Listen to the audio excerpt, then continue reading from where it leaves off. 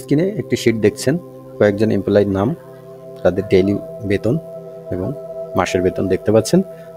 এখানে আরও দেখতে পাচ্ছেন 1 তারিখ থেকে মাসের শেষ তারিখ অর্থাৎ 30 তারিখ পর্যন্ত প্রেজেন্ট এবং অ্যাবসেন্টের তালিকা আমার এখানে রয়েছে।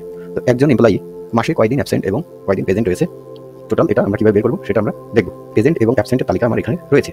তো একজন এমপ্লয়ি মাসে কয়দিন অ্যাবসেন্ট এবং কয়দিন প্রেজেন্ট রয়েছে, টোটাল এটা আমরা কীভাবে বের করবো সেটা আমরা দেখব।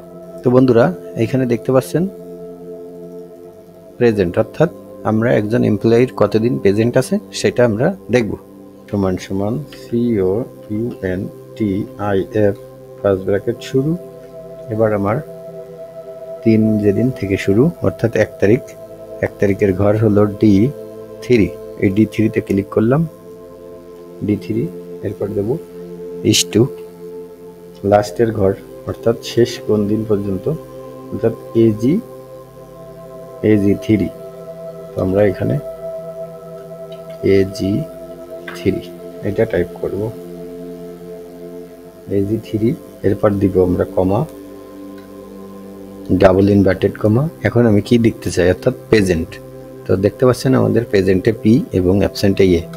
তো আমরা প্রেজেন্টে বের করব, P দিয়ে আবার ডাবল ইনভার্টেড কমা দিয়ে একটি ব্র্যাকেট ক্লোজ করে এন্টার প্রেস করব। তো বন্ধুরা দেখতে পাচ্ছেন একটি বের করে আমি নিচে ডাক করে দিয়েছি আমার। তার মানে প্রথম যে ব্যক্তিটি সে 20 দিন, তারপরের জন 18 দিন, 17 দিন, 15 দিন, 21 দিন, 21 দিন, এইভাবে মাসে প্রেজেন্ট রয়েছে অর্থাৎ কাজ করেছে। এই ব্যক্তিটি কতদিন কাজে আসে নাই। তো আমরা ফর্মুলা একই ধরনের টাইপ করব, সমান সমান COUNTIF অর্থাৎ আমার প্রথম দিন থেকে শুরু করব। এই ঘরটি D3, লাস্টের ঘর হলো AG3, D3 = AG3। তো আমরা এখানে টাইপ করেছি সমান সমান কাউন্ট ইফ D3 = AG3, এরপরে দিব কমা, তারপরে আমরা ডাবল ইনভার্টেড কমা অ্যাবসেন্ট বের করব, অ্যাবসেন্ট A লিখলাম, ডাবল ইনভার্টেড কমা এবং ফার্স্ট ব্র্যাকেট শেষ এন্টার। তো বন্ধুরা, এইখানে আমি ডাক করলে দেখতে পাচ্ছেন অর্থাৎ 30 তারিখ পর্যন্ত যদি আমি ধরি, 30 তারিখ পর্যন্ত 20 দিন প্রেজেন্ট, 10 দিন অ্যাবসেন্ট। দ্বিতীয় ব্যক্তি 18 দিন প্রেজেন্ট, 12 দিন অ্যাবসেন্ট।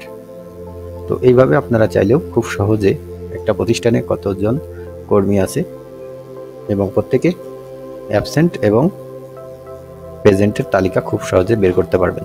ভিডিওটি দেখে ভালো লাগলে আপনারা লাইক, কমেন্ট, শেয়ার করবেন। ধন্যবাদ সকলকে।